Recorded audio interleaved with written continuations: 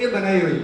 અને નીચે ખેડૂત વર્ગ જે બેઠો છે ને તમને પૂછશે કે ભાઈ ઘન જીવામૃત કઈ રીતે બનાવવું, આને બનાવવાની અમને ખબર છે પરંતુ એને વાપરવાની રીત, એને કઈ રીતે આપણે વાપરી શકીશું. જીવામૃત આપણે બનાવીએ ખરા, બનાવ્યા પછી એને આપણે વાપરવાની રીત કઈ રીતની આપણે એને કહેવાનું. એ કદાચ એમ કહે છે કે ભાઈ મારા પાસે કઈ ગાય કહેવાય ગુંડોની ઓલાદ. શંકર ભગવાનમાં જેટલા ગુણો છે ને એટલા ગાયમાં નથી ગુણો. આપણે શંકર ભગવાનનું નામ બદનામ કર્યું છે ગુંડાની ઓલાદ. તો ખેડૂત પૂછે તમને કે ભીખાભાઈ અમારા પાસે દેશી ગાય છે નથી, પરંતુ અમારા પાસે પેલી ગુંડોની ઓલાદ છે એનું ગૌમૂત્ર નાખવામાં આવે. તો આપણે જવાબ આપતો આપણને આવડતો હોવો જોઈએ. આ ટ્રેનિંગ, આજની ટ્રેનિંગ એની છે મહત્વની, કેમ કે આપણા વર્ગો ચાલુ થાય છે 4 દિવસ પછી. તો આપણે એને કહી શકીશું કે ભાઈ દેશી ગાયના ગોબર અને ગૌમૂત્રમાં કેટલા તત્વો છે એ મહત્વના છે. તો એક તો પહેલું એ તત્વ છે કે 1 ગ્રામ ગોબર આપણે લઈએ ને તો કેટલા કરોડ 300 કરોડ બેક્ટેરિયા અંદર એને છે ગાયના ગૌમૂત્રમાં. બીજું આપણે એને કહી શકીશું કે આપણા વડવાઓ કહેતા કે આ તો 33 કરોડ દેવતાઓનો વાસ છે. તો નીચેના જે ખેડૂતને જે પેલી ગાય પ્રત્યેનું જે છે ને એક લગાવ એ તૂટી જશે.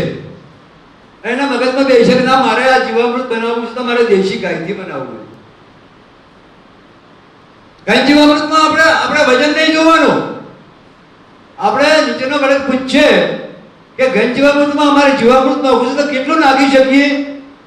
તો આપણે એને કહી શકીશું, આપણને ખબર હશે કે ભાઈ આપણે જેમ લાડુ બનાવવાને અને લાડુ બનાવવામાં પહેલો આપણે લોટ આપણે આમ દબાઈએ ને તળવા માટે ત્યાં સુધી આપણે ઘન જીવામૃત દર્શાવવા દેવાનું. એટલે હાથી પાછા તો એ સમજશે ને નહીં સમજે.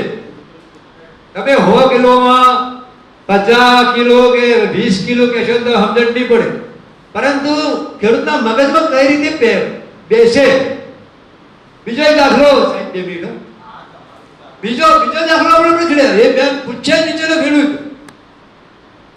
નિંદામણનો પ્રશ્ન આવશે તો તમને પૂછે કે નિંદામણ અમને લોહી પી જાય છે, નિંદામણ કાઢવું કઈ રીતે.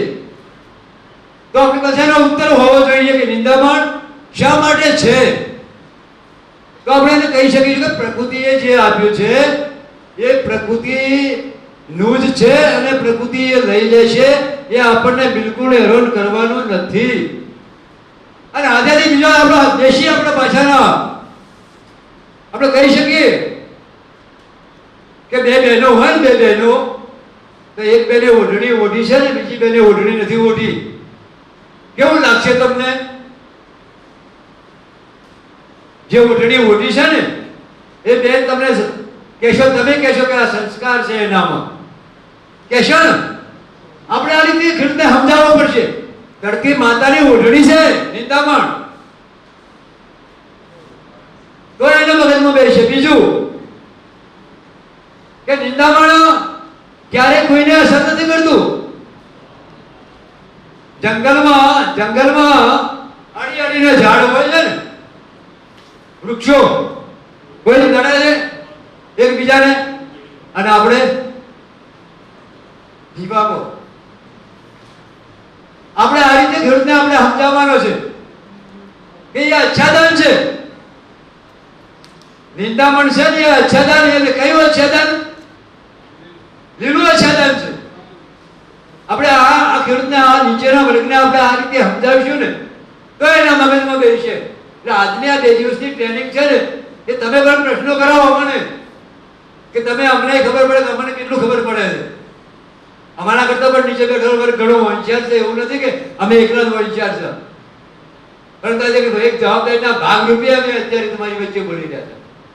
એટલે પ્રશ્નો આવે ને પ્રશ્નો એ તમે પૂછજો પાછા, તો તમે નીચે જઈને એનું નિરાકરણ લાવી શકશો. એ કહે કે મચ્છી આવી છે,